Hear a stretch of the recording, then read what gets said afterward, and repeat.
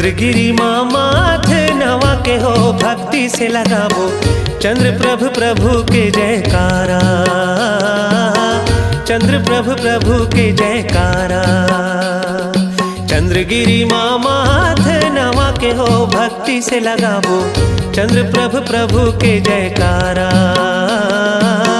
चंद्र प्रभु प्रभु के जयकारा। मंगलम कुंद कुंदार्यो जयेंद्र मूषु मंगलम सर्वमंगल मांगल्यम सर्व कल्याणकारकम प्रदानम सर्वधर्मानां जैनम जयतु शाचनम। नमोकार मंत्र ने बड़ा कमाल कर दिया, नमोकार मंत्र ने बड़ा कमाल कर दिया। कंगाल आदमी को माला माल कर दिया, नमोकार मंत्र ने बड़ा कमाल कर दिया। मंत्र नमोकार माँ मंत्र नमोकार माँ मंत्र नमोकार। अनंत अनंत सिद्ध परमेष्टि भगवान की, कुंडलपुर के बड़े बाबा की, चंद्रगिरी के श्री चंद्र प्रभु भगवान की, कण कण में बसने वाले आचार्य गुरुआ ब्रह्मांड के देवता आचार्य गुरुवर श्री विद्यासागर जी महाराज की, आचार्य गुरुवर श्री समय सागर जी महाराज की। अरब में जब दर्पण का आविष्कार नहीं हुआ था, दर्पण समझ रहे ना, अरब में जब दर्पण का आविष्कार नहीं हुआ था, कि दर्पण यानी ऐना, उसका जब आविष्कार नहीं हुआ था तो उस समय लोग जानते नहीं थे कि ये क्या चीज़ है या कुछ है। ऐसे ही एक व्यक्ति रोज़ रोज़ वो ऑफिस जाता था और जाते समय उसे अचानक एक दिन वो दर्पण यानी कांच का टुकड़ा मिला। वो जानता ही नहीं था ये क्या चीज़ है, और उसने जैसे उठाया, उसने देखा अपने चेहरे के साइड करके, बहुत उछल पड़ा, नाच पड़ा, बहुत खुशी हुई उसे कि आज मेरे पिताजी की फ़ोटो मिल गई है, क्योंकि उसके पिताजी बचपन में ही ख़त्म हो चुके थे। उसे बहुत खुशी हुई, आज मेरे पिताजी की फ़ोटो मुझे मिल गई है, क्योंकि उसका चेहरा और पिताजी का चेहरा दोनों का मिलता था। बहुत खुश हुआ और गया घर में, और एक संदूक में जाकर के, यानी जो पेटी चलती थी उस समय, संदूक में जाकर के उसने रख लिया और ताला लगा लिया। अब रोज़ रोज़ का ये सिलसिला बन गया कि जब भी वो ऑफिस जाए तो रोज़ जब सबसे पहले अपने पिताजी को नमस्कार करे और फिर ऑफिस जाता था। ऐसा देखते देखते उसकी पत्नी बहुत तंग आ गई कि बात क्या है, मुझे समझ में नहीं आता कि ना ये ढंग से खाते पीते हैं, ना ढंग से मुझसे बोलते हैं, आखिर कारण क्या है। देखा गया कि ये बिल्कुल ना मलिन चेहरा भी नहीं है, खुश चेहरा है, लेकिन पता नहीं इनको क्या हो गया है, क्या कारण है। एक दिन अचानक जब वो ऑफिस जाने लगे तो जब वो दर्पण निकालते हैं और निकाल करके पिताजी को जब नमस्कार करते हैं और ताला लगाना भूल जाते हैं, तो पत्नी सोचती है आखिर मुझे देखना तो चाहिए, रोज़ तो संदूक में ताला लगा रहता था, लेकिन आज ताला नहीं, मुझे देखना चाहिए आखिर बात क्या है, ये रूठे रूठे क्यों रहते हैं। जब वो ऑफिस चले गए, अब जो पत्नी ने देखा कि आखिर क्या है, और उस संदूक को खोला और जैसे अपने चेहरे में लगाया वो दंग रह गई। उसने कहा अच्छा, दाल में काला यही है कि ये सुंदर पत्नी को चाहते हैं, इसी कारण ये मेरे से रूठे हुए हैं, ना खाते हैं ना पीते हैं ना कुछ करते हैं। और जब उसने बार बार देखा कि नहीं ये तो सुंदर पत्नी ही है, सुंदर पत्नी ही है। अब क्या हुआ, जब आपने सुना होगा, देखा होगा, रामायण भी देखी होगी, जब कैकेयी कोप भवन में चली जाती है, कैसे पति से वो रूठ जाती है। ऐसे ही जब वो पति वापस आया तो ना भोजन, उसने भोजन मांगा, ना तो भोजन दिया, ना ढंग से बोला, और कोप भवन में वो चली गई। फिर उसने बोला आखिर बात क्या है, ना तूने भोजन बनाया और ना तू ढंग से मेरे से बोल रही है, कारण क्या है?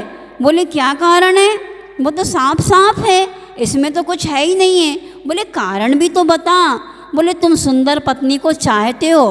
बोले मैं तो चाहते नहीं हूँ। बोले नहीं, हो ही नहीं सकता। बोले नहीं तुम चाहते हो।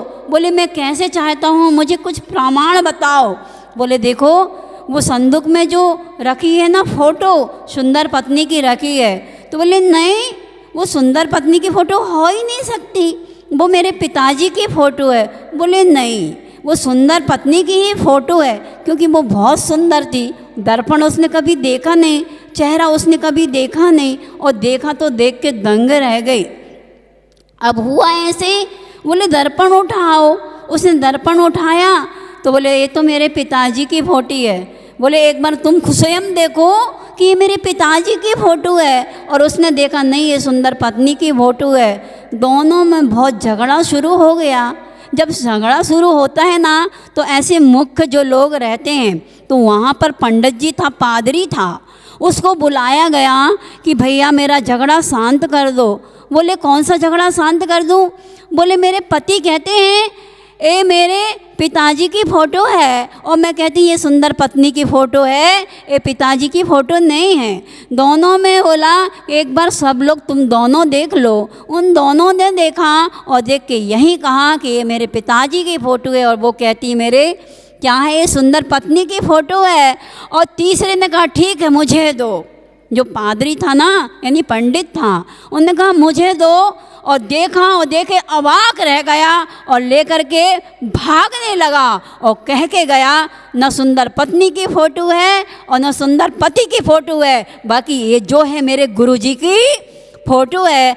बस मैं आप लोगों से इतना कहना चाहती हूँ कि इस जीवन में जितनी भी फ़ोटो हैं, जितने भी जीवन में हमारे कुछ भी हो, न सुंदर दर्पण हो, न सुंदर बीबी हो, न सुंदर पति हो, लेकिन वो लेके ऐसा छीन छीन के भाग गया कि ये मेरे गुरुजी का फ़ोटो है। बंधुओं, मैं आप लोगों से भी इतना ही कहना चाहती हूँ, दीमापुर वाले हो ना आप लोग, गुवाहाटी वाले हो, दीमापुर वाले हो, इस धरती पर जो चंद्रगिरी जो धरती है, इस धरती में कड़ पे हर जगह पे, चाहे कोई भी मंदिर हो, चाहे भी कोई कमरा हो, चाहे कोई पहाड़ हो, चाहे कोई जंगल हो, चाहे कोई भी घर हो, हर कर पूज्य है और पावन है, क्योंकि उस स्थान में गुरुजी के चरण पड़े हैं। इसलिए चाहे शिखर जी में, जैसे शिखर जी है, शिखर जी का हर कर एक पत्थर, एक हर पावन है। ऐसे चंद्रगिरी देखो, गुरुजी ने देखो ना, कुंडलपुर गुरुजी को बहुत अच्छा था, बड़े बाबा के दरबार में जाते थे, लेकिन पता नहीं ये बाबूजी का या किसका, कि बाबूजी तो पहले हमसे कह चुके थे कि माता जी जब ये मंदिर बनाना था ना, छाया चित्र, स्वर्णिम छाया चित्र बाबूजी के मुख से निकला था कि माता जी जहाँ पर गुरुजी की अभी क्या है समाधि स्थली है, हम लोग जब वहाँ से लौट रहे थे तो बाबूजी के मुख से निकला था कि माता जी ये स्थान है ना, इस स्थान में गुरुजी का बहुत बड़ा नहीं, बहुत बड़ा तपस्थली है, और इस स्थान में हम ऐसी चीज़ गुरु की बनाएंगे कि लोग आने वाले क्या कई सदियों तक याद करेंगे। वास्तव में इसलिए क्या है, उपासना का यह केंद्र कण कण में विराजमान भगवान ने, भगवान और जो हर जगह लिखा रहता ना, क्या है, एक संत अरिहंत सा। अभी हम लोग जब जबलपुर में थे, गुरुजी ने जब बोला एक अरिहंत, एक संत अरिहंत सा नहीं, एक संत अरिहंत ही है। क्या है?